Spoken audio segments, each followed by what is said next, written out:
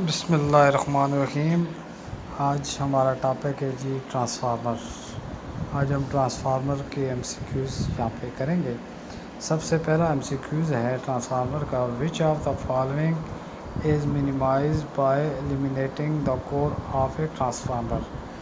तो यह कहता है कि जब ट्रांसफार्मर की जो कोर होती है उसको हम मिनिमाइज़ करते हैं, तो क्यों करते हैं उसको एलिमिनेटिंग करते हैं जी एडी करंट लॉसेस को मिनिमाइज़ करने के लिए। ये ट्रांसफार्मर की कोर है, ये ट्रांसफार्मर है, ये कोर है। तो इसमें ऐसे पतरीदार कोर बनाते हैं, इसको एलिमिनेट करते हैं, एक पतरी दूसरी पतरी के ऊपर लगाते हैं, जिसका फंक्शन ये होता है कि एडी करंट को मिनिमाइज़ करना।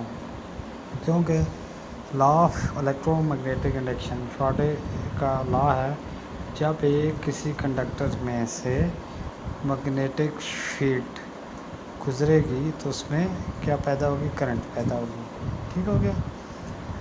तो यहाँ से ये जो ट्रांसफार्मर है, ट्रांसफार्मर में से जब मैग्नेटिक फील्ड यहाँ पे जब ट्रांसफार्मर की कोर में से गुजरती है तो वो वहाँ पे पैदा होती है जी करंट पैदा हो। करंट की वैल्यू को मिनिमाइज़ करने के लिए, क्योंकि हमारे पास कोर की जो डायमीटर होता है तो वो इतना मोटा होता है, ठीक है।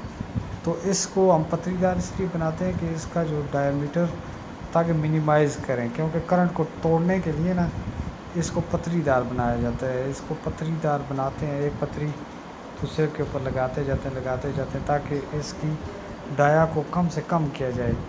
क्योंकि अभी फॉर एग्जांपल ये क्रॉस सेक्शनल एरिया है कोर का, इतना क्रॉस सेक्शनल एरिया, जब इसको हम पतलीदार बनाते हैं तो इसका क्रॉस सेक्शनल एरिया इतना रह जाता है। तो करंट को तोड़ के ना, तो इसको इतना हम करते हैं। तो ये हमारा एमसीक्यूज़ था, जो ये पतलीदार बनाते हैं कोर, इसका ये फंक्शन है कि ये कोर लॉसेस को कम से कम करना है। अगला एडी करंट लॉसेस को कम से कम करना है। अगला क्वेश्चन हमारा है, the function of breather in our transformer is. ये हमारे पास एक ट्रांसफार्मर है, यहाँ पे हमारे पास एक ट्रांसफार्मर है, ठीक है। और इसके साइडों पे ऐसे पाइप लगे दोनों साइडों पे, और यहाँ पे इधर ब्रेदर लगा होता है। जब ट्रांसफार्मर में जो वाइंडिंग होती है वो गर्म होती है, तो जो इसमें ऑयल होता है, गर्म हो के ऑयल ट्रांसफार्मर के नीचे आता है, क्योंकि जो ट्रांसफार्मर की वाइंडिंग है तो ऑयल में डूबी होती है। तो ऑयल गर्म हो के ट्रांसफार्मर के नीचे जब आता है ऑयल, और जब ऑयल ठंडा होता है तो गर्म हो के तय में आ जाता है, फिर ऑयल इस पाइप की वजह से हो के फिर दोबारा इस तरह आता है, ये सर्कुलेट होता रहता है ऑयल। तो जब ट्रांसफार्मर की वाइंडिंग गर्म होती है तो ये अपने अंदर सांस लेता है ट्रांसफार्मर।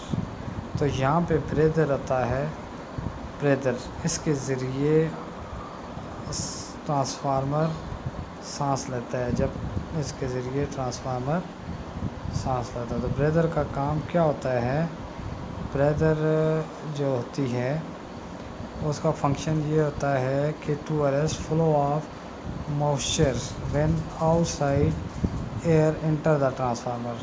तो ब्रेदर का फंक्शन ये होता है कि जब हवा ट्रांसफार्मर के अंदर सांस लेने के दौरान जब हवा ट्रांसफार्मर के अंदर इंटर होती है तो ये क्या करता है, नमी को ऑब्ज़र्व करता है। तो ट्रांसफार्मर क्या करता है, नमी को ऑब्ज़र्व करता है। तो अगला हमारा क्वेश्चन है, iron losses in a transformer occur.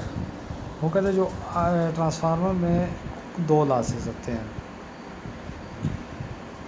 Transformer में दो लॉसेस होते हैं। एक लॉसेस को कहते हैं जी आयरन लॉसेस, ठीक है। और दूसरे लॉसेस को कहते हैं जी कॉपर लॉसेस।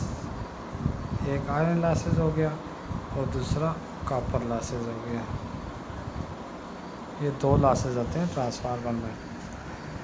तो जो आयरन लॉसेस का पूछता है वो किधर होता है, तो आयरन लॉसेस जो ट्रांसफार्मर की कोर होती है, ये ट्रांसफार्मर की कोर है और ये वाइंडिंग है ट्रांसफार्मर की, ये वाइंडिंग है, ये प्राइमरी वाइंडिंग है और ये सेकेंडरी वाइंडिंग है ट्रांसफार्मर की। तो जो आयरन लॉसेस होते हैं वो ट्रांसफार्मर की कोर में होते हैं, ठीक है। अगला हमारा क्वेश्चन है, under no load condition which of the following losses are negligible. वो कहते हैं जब ट्रांसफार्मर पे लोड नहीं होता तो कौन सा लॉसेस को जो है ना, कौन सा लॉसेस नेग्लिजिबल होते हैं। तो नो लोड कंडीशन में इस तरह होता है, ये ट्रांसफार्मर में, ये ट्रांसफार्मर की कोर है, ये वाइंडिंग है, प्राइमरी वाइंडिंग है, ये सेकेंडरी वाइंडिंग है और यहाँ पे आगे लोड लगा होता है ट्रांसफार्मर के साथ। अभी ये ट्रांसफार्मर नो लोड है, ट्रांसफार्मर पे कोई लोड नहीं है। जब ट्रांसफार्मर में लोड नहीं होता है तो जो हमारे पास लॉसेस होता है कॉपर लॉसेस, वो होता है जी ट्रांसफार्मर की वाइंडिंग में, और जो आयरन लॉसेस होता है वो ट्रांसफार्मर की कोर में होता है। तो नो लोड कंडीशन में जो ट्रांसफार्मर में जो कॉपर लॉसेस होते हैं वो नेग्लिजिबल होते हैं, उस कॉपर लॉसेस नहीं होता। अगला हमारा क्वेश्चन है, ये कहता है कि नेक्स्ट क्वेश्चन है, क्वेश्चन नंबर 5 है, कहता है जी open circuit test of a transformer gives. ये ओपन सर्किट टेस्ट क्या देता है जी। ओपन सर्किट टेस्ट ट्रांसफार्मर का जो ओपन सर्किट टेस्ट होता है वो, उसकी वजह से हम क्या चीज़ मालूम करते हैं। ओपन सर्किट टेस्ट की वजह से sum of hysteresis and eddy current losses, ठीक है। ये sum of hysteresis and eddy current losses. अभी एडी करंट लॉसेस और हिस्टरेसिस लॉसेस क्या होते हैं, ये कोर है ट्रांसफार्मर की, ठीक है। ट्रांसफार्मर की कोर में मैंने आपको पहले भी बताया, जब इसमें मैग्नेटिक फ्लक्स गुजरता है तो Faraday law of electromagnetic induction के तहत जब भी किसी कंडक्टर में से मैग्नेटिक फ्लक्स गुजरता है तो उसमें ईएमएफ या करंट पैदा होता है, उसमें करंट पैदा होता है। तो ये कोर में जो करंट होता है, ये वाला करंट, तो इसमें इससे कहते हैं जी eddy current losses, eddy current losses इसे कहते हैं।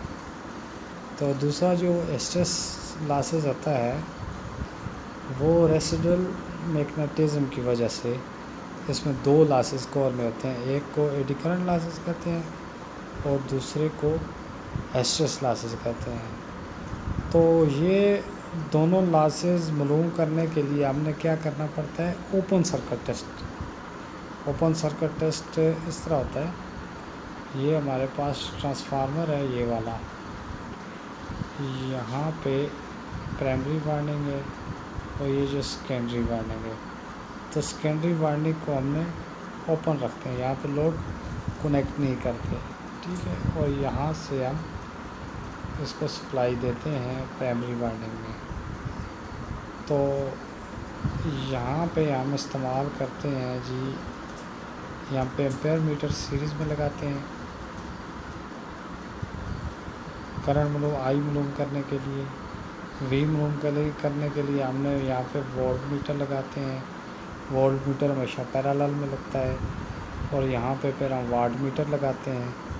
तो इसकी वजह से हम जो है ना वो हिस्टरेसिस लॉसेस और eddy current losses open circuit test करने के बाद हम मालूम करते हैं। तो अभी अगला क्वेश्चन नंबर 6 है, ये कहता है जी क्वेश्चन नंबर 6 कहते हैं कॉपर लॉसेज है ना ट्रांसफार्मर कहते हैं कॉपर लॉसेज जो है ना ट्रांसफार्मर में किस जगह पे होते हैं। ये मैंने आपको बुलाया पहले भी बताया कि आयरन लॉसेज ट्रांसफार्मर की कोर में होते हैं और कॉपर लॉसेज ट्रांसफार्मर की वाइंडिंग में होते हैं। ये हीट की वजह से वाइंडिंग में जो लॉसेज होते हैं उनको कहते हैं जी कॉपर लॉसेज। अगला क्वेश्चन हमारा which 7 number question which test on a transformer provide information about regulation.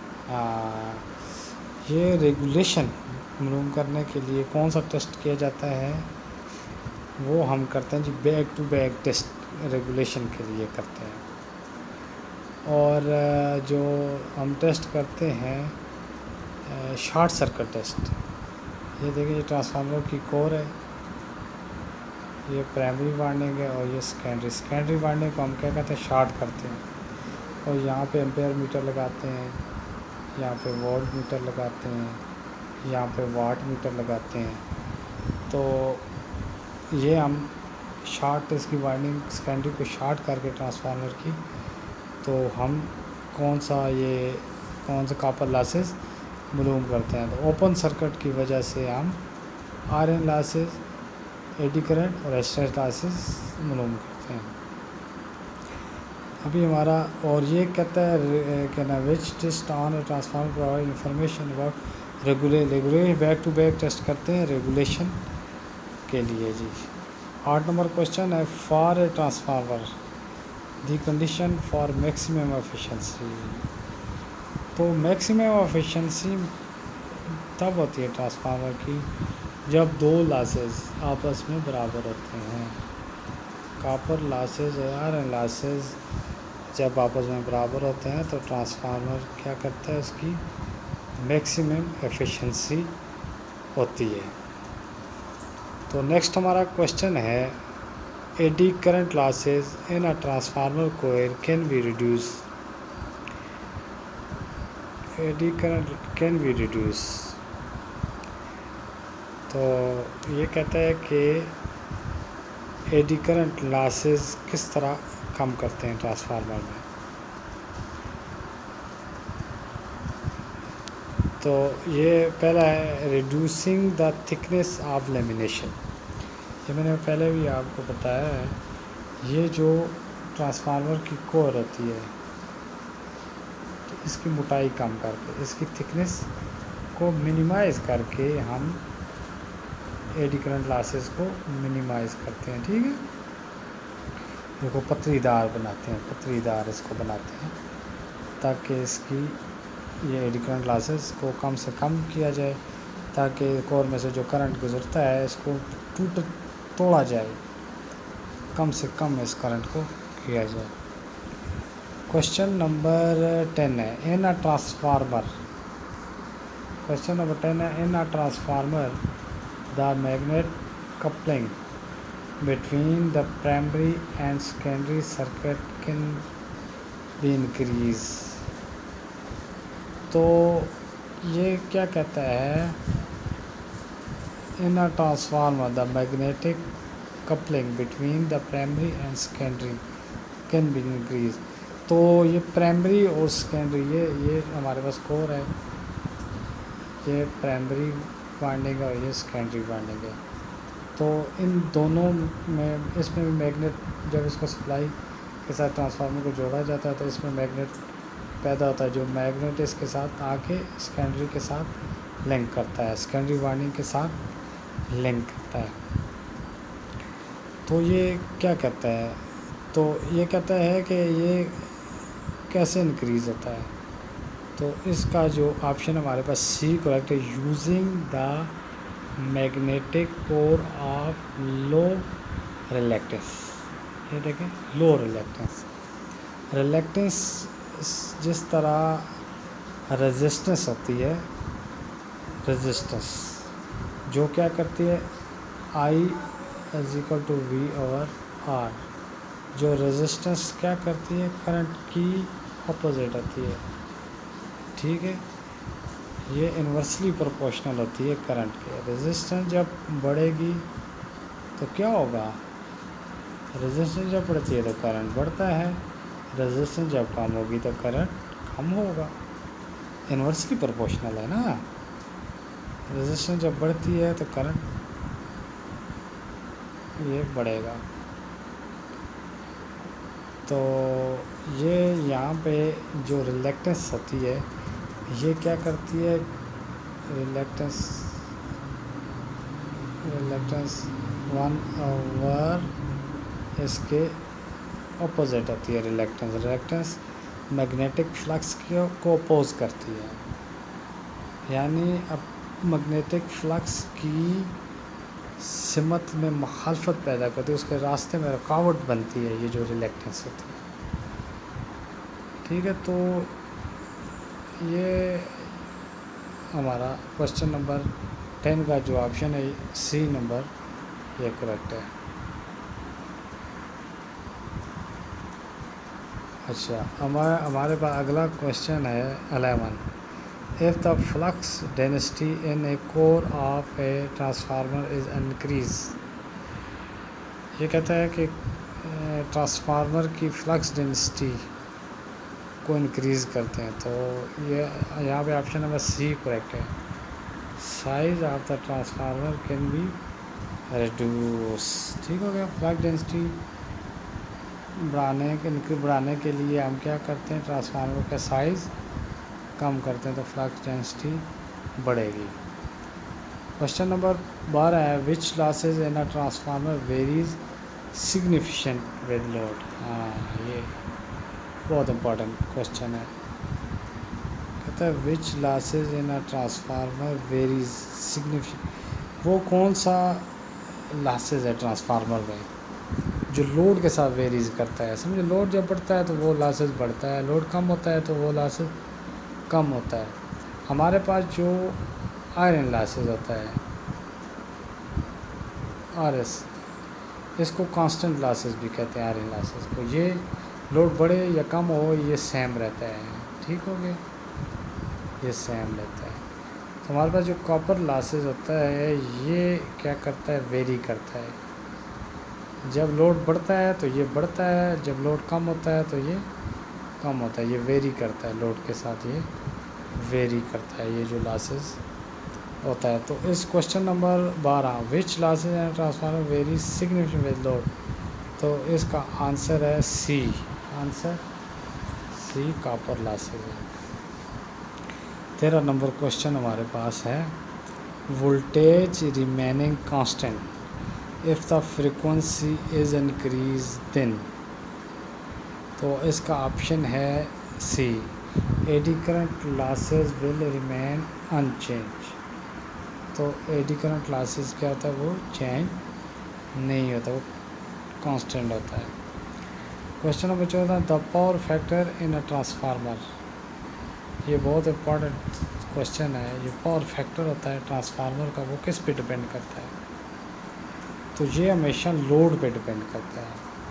अगर लोड होगा इंडक्टिव लोड, मतलब ट्रांसफार्मर की, ये ट्रांसफार्मर है हमारे पास, ये प्राइमरी वार्निंग है, ये सेकेंडरी वार्निंग है, इधर लोड इंडक्टिव है, मतलब मोटर लगी है यहाँ पे लोड पे, तो इसका पावर फैक्टर क्या होगा, लैगिंग होगा। लैगिंग मतलब कम होगा पावर फैक्टर। तो अगर इसमें लोड है रेजिस्टिव, जैसे मतलब कोई बल्ब होगा, लाइटिंग वगैरह होगा, तो इसका पावर फैक्टर होगा यूनिटी। ठीक हो गया। तो अगर यहाँ पे लोड है कैपेसिटिव लोड है तो पावर फैक्टर होगा लीडिंग होगा। तो पावर फैक्टर क्या करेगा, लीड करेगा, लीडिंग होगा पावर फैक्टर। तो जो ट्रांसफार्मर का जो पावर फैक्टर होता है वो किस पे डिपेंड करता है, वो डिपेंड करता है लोड के ऊपर। तो क्वेश्चन नंबर डी इसका करेक्ट है।